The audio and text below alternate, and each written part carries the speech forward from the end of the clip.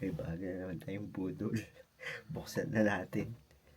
Okay, straight out of the box. Maganda siya, very plain.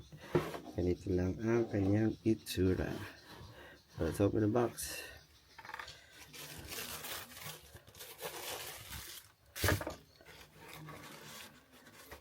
Ganda. This is the Adi Zero Evo SL collab with AMG. So feels pa lang nung shoe sobrang gaan, especially compared sa ginagamit ko na Adi Zero SL2 for speed. Yung tempo ko siya ginagamit. Ito for daily trainers.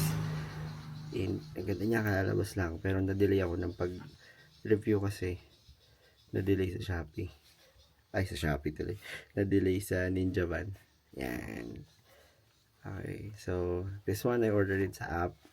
Bilis siyang maubos. Especially sa size na gusto ko. Size 8 to. 7.5 UK. And, yan.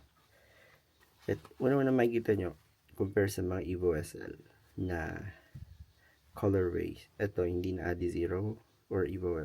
Yan, ito na AMG. Also at the sides, usually it should be Evo SL something, pero ito AMG. Ito ay suede ang construction material.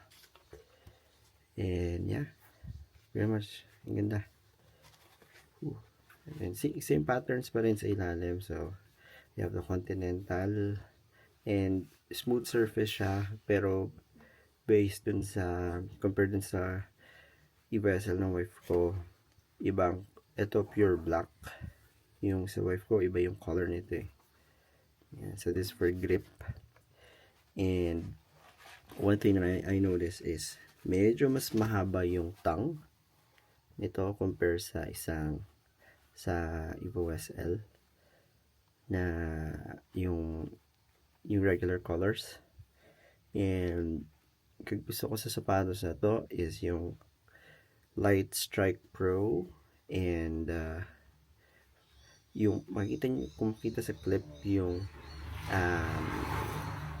60% yun na arch or bow, kung ano ba tawagin ito. This is copied or mimic from the Pro 1, Evo Pro 1. Yan, so 60%. So yung rocker niya, makita mo talagang maganda. And then siguro ang one thing na gusto ko pong manotice ninyo is yung detailed ng shoes na to. Even the lace, it has AMG. Yan. Right, so I think that's pretty much about the shoes. Pero pag tinakbo na, I mean ito yung pinakaunang out of the box na idea natin on impression natin dito sa sapatos. Pero we'll know more about this once we break in the shoes.